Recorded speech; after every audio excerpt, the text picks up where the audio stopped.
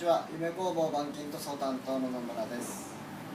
フィットをですね、フィットの左のドアとクォーターですね、ぶつかっていって、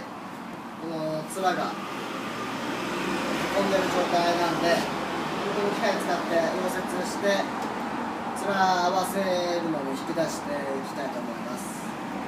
もうちょっとずつ引き出していって、だいたい揃ったところでパテの方で調整していく形になります。